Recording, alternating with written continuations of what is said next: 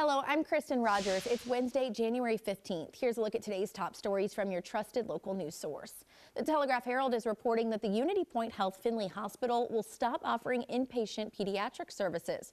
According to the newspaper, providers say the move was based on the number of pediatric inpatient cases and trouble keeping pediatricians. The hospital's emergency department will continue taking pediatric cases, but if the child requires hospitalization, they will be sent to a different hospital.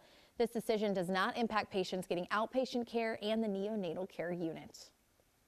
With the new legislative session now underway, one Republican senator is proposing a bill that would allow Iowa to buy 9 counties in Minnesota.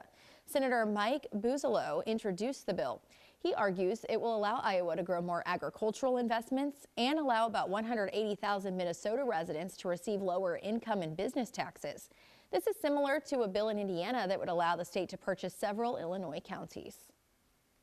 Happening today, the Department of Education is holding a public comment session on proposed changes to the state's science education standards. But the changes made available to the public are different than those approved by the committee tasked with reviewing the state's current science standards.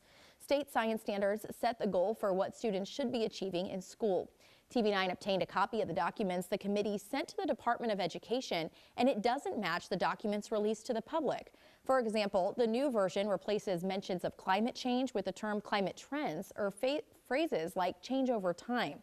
Changing the wording on subjects like climate change and evolution won't stop teachers from teaching them, but the National Center for Science Education says it could make teaching the subjects more challenging. We expect science teachers to be teaching their students about science as scientists understand it. Now, scientists simply don't mince their words like this.